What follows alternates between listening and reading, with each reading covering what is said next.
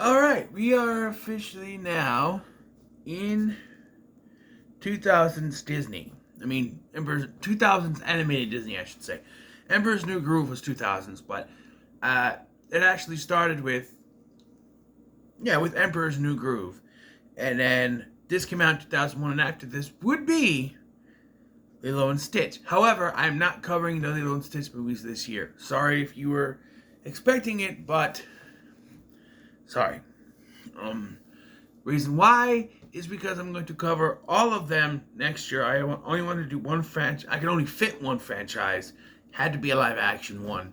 I had to do the Pirates, which I will be doing eventually. But we are on Atlantis, The Lost Empire, which came out in 2001. It stars Michael J. Fox as Milo Thatch, a Daniel Jackson wannabe.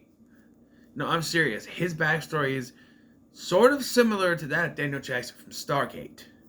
He's a nerd character who believes in something greater than anything, something beyond our belief exists. No one believes him. They say he's a crackpot, and then eventually he's proven right. It's Daniel Jackson. Well, where it differs is with the villain. The villain is a human being and not an alien or Atlantean. And when it comes to like the Stargate movie, there's more memorable characters in this than in the movie.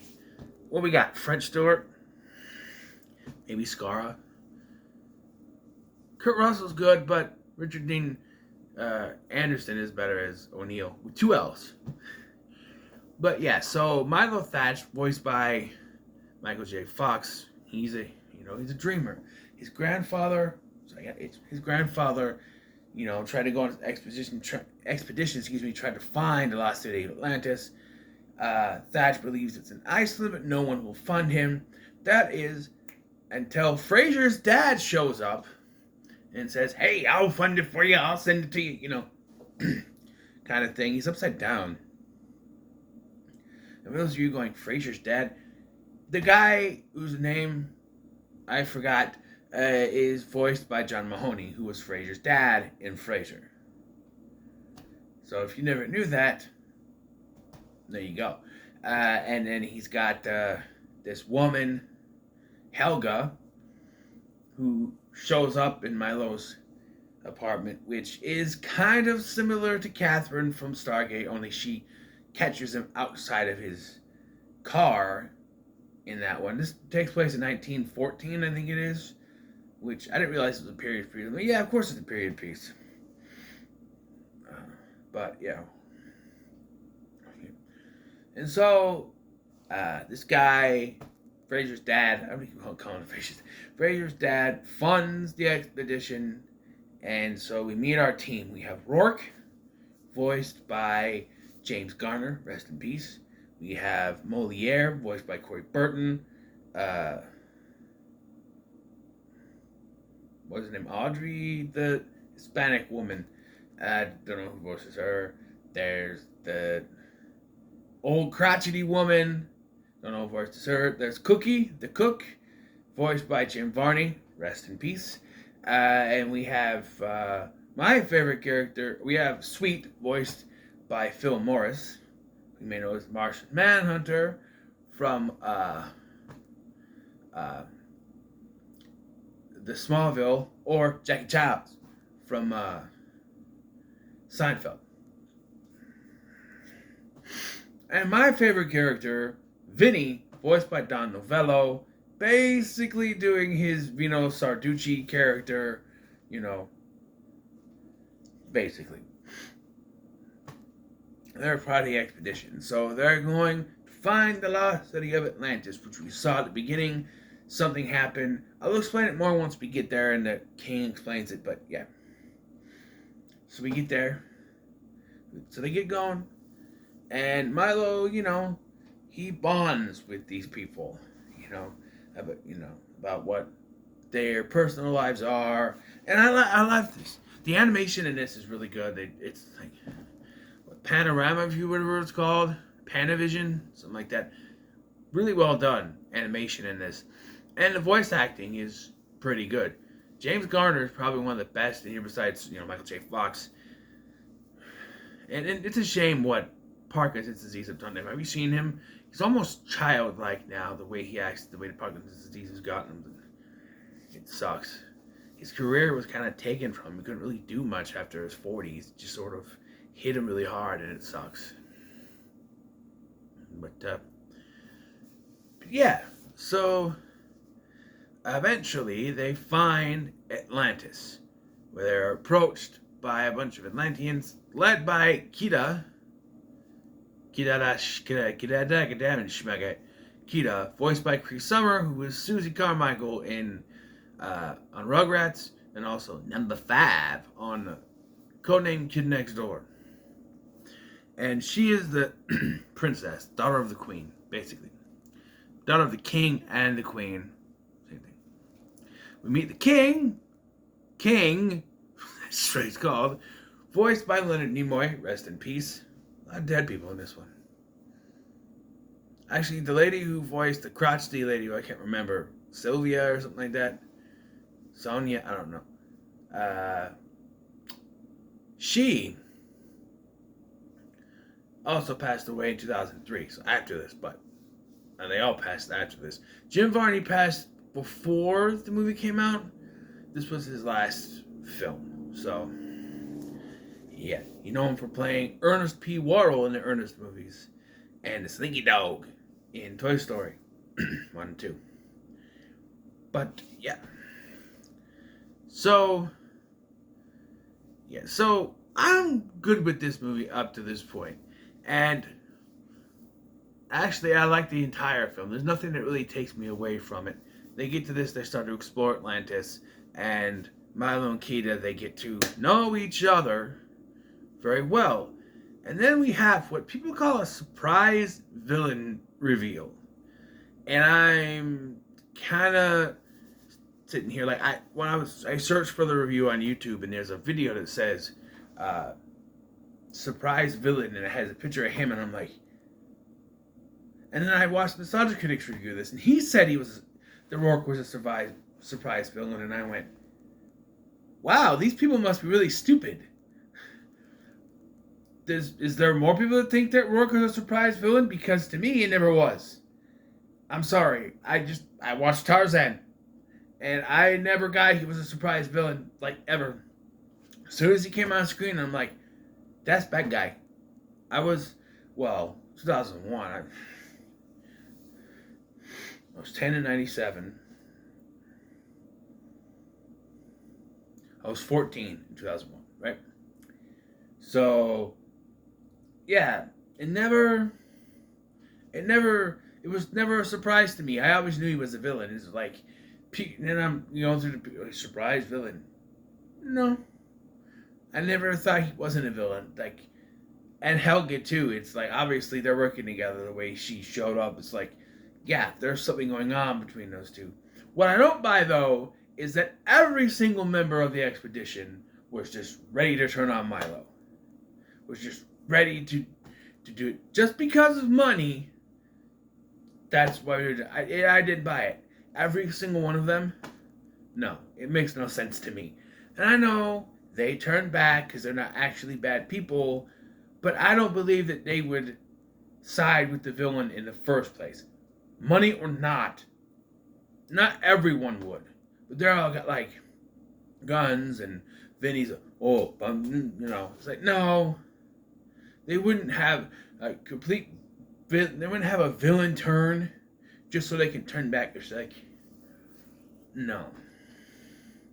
And really, Sweet is the first one to kind of turn back to the good side, because after Rourke like pushes down the king, he's like, I didn't agree to this. And then it's the Hispanic woman whose name I don't remember, Maria, who turns, and then the rest of them do side with Milo. And they all just, and one thing I do like, is that the Atlanteans don't blame Milo. A lot of movies like this, they'd have the Atlanteans turn on Milo. You brought them here. You are evil too. And he'd been pushed away. But no, they actually don't turn on Milo. I like that. Kita bonds with the crystal as her mother did. It's revealed by the gang that it was Kita's mother who, 100 years earlier, or 95 years earlier, whatever it was, I don't know. The math is weird.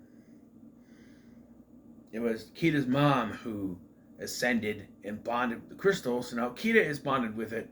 It's like her mother, but unlike her mother, the king doesn't want her to stay connected. But Rourke has her, and yeah, so this doesn't make a lot of sense to me. So Kita's mom combined with it when there was a threat, right? And then she took out a bunch of things and saved Atlantis. There's a threat, and Kita combines with it because there's a threat. But then she just comes down and gets captured. Wow, plot convenience, right? Like, that makes no sense. Like, it makes no sense other than they have to take her so that Milo has a reason to fight against Rourke. Otherwise. And also, movie would be too short if we just did it like that. It makes no sense that the mom connected with it and it saved Atlantis and it fought back, but then it connects with her and just falls down and then she gets captured. It makes no sense. Also, okay, so Milo and the others, they go after Rourke, and there's this big thing on a balloon or zeppelin, whatever you want it to be. And the glass on the thing that has Kita in it gets shattered, and now the glass has power of the crystal, and he stabs Rourke, knowing that it's going to do this to him, despite the fact that it was never mentioned that it would do this ever to him. Turns him crystallized, and then eventually he gets caught with a propeller, and it's not really that traumatic of a villain death. I think Clayton's is more traumatic with the whole hanging because he refused to accept help from Tarzan. And yeah, Tarzan is the reason why I saw it coming with Rourke, because kind of like with Clayton, although Clayton you knew right away was going to be the way he was animated. Kind of the same thing with Rourke, and the fact he had James Garner doing the voice, it was kind of a given he was going to be the villain. So I never once thought of him as a surprise villain. I still don't. I don't understand. I don't understand it. I don't understand it. I mean, he never seemed like he was an ally. They always looked like he had something back of his head. But yeah, so they save the day. Milo decides to stay with Kita, despite the fact that they should kick his ass out of there because it's kind of his fault. If he hadn't tried to find this expedition, it wouldn't happen this way.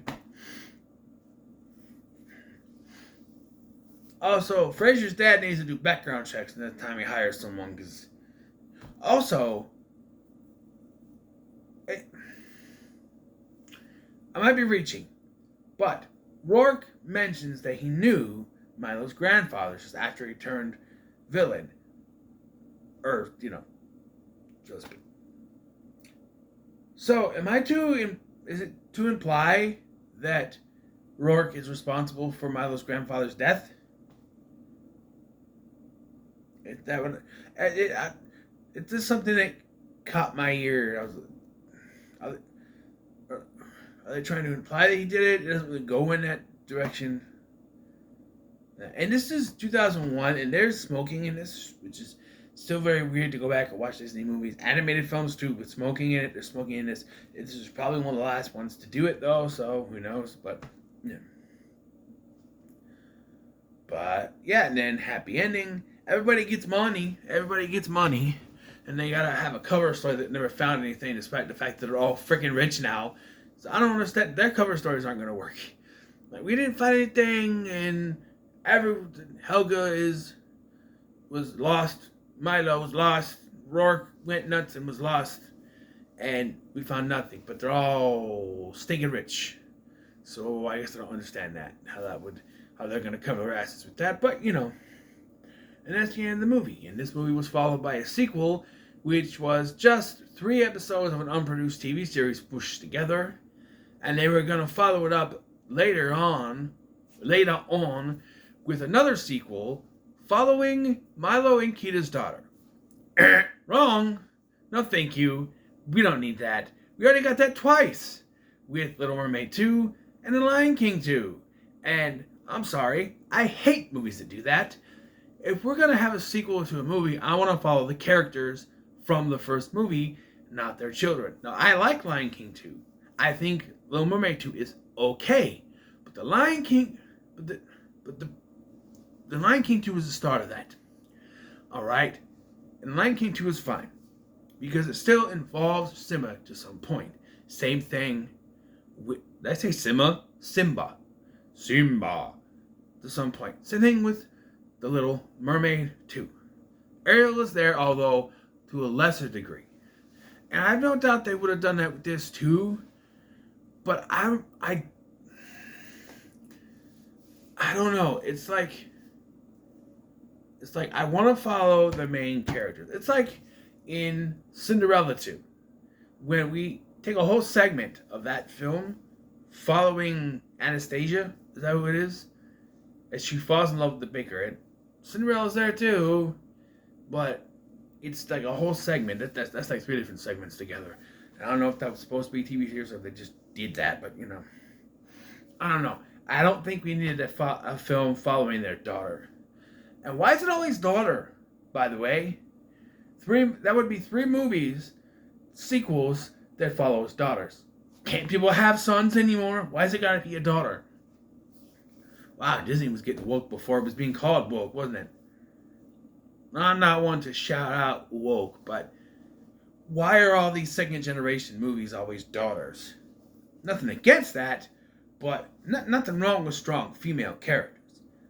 But can we have a son follow through, do something? I mean, boys aren't useless, you know. We can do something, you know. We don't need. And I understand with The Lion King, Simba was a boy, so follow his daughter. Then if you know, but here's the thing, you know, with Milo, maybe a daughter, but then Kita also, maybe that would have worked a little bit better. And then Little Mermaid could call it the Little Merman. I don't know. Maybe it wouldn't be a Little Mermaid. You can still call it Little Mermaid 2, and it could be about their son. I don't know. It's just always not bugged me, but it's confused me as to why it always has to be a daughter. Everything has to be, oh, we're gonna follow their daughter. What about their son? Look at Fuller House. But again, DJ Tanner was a girl, so having 3 boys kind of inverse to Full House. So that works, but it doesn't always have to be, oh, their daughter. But nonetheless, I enjoy this movie. And I'm going to say it's pretty good. Again, don't see Rourke as a surprise villain, but to each their own. And, yeah. Something else I wanted to talk about. But yeah, I have the sequel, which I will cover later. Maybe next year. You know. I'm working on a sequel-a-thon too, but I don't want to do too many Disney movies in there. I may do a couple that I want to cover right away. Because I'm not exactly sure what I'm doing next year, but you know. I'm just saying. But yeah, so what are your thoughts on Atlantis: The Lost Empire? In the comments, let me share, like, share, and subscribe. So yeah, so we are now done. I forgot to say it's day 20, by the way. We are now done with 20 days. Tomorrow, day 21, back to live action. And all I can tell you is, it's not over. Bears! Until then, thank you for watching. I've been Scotty, and I'll see you in the next one.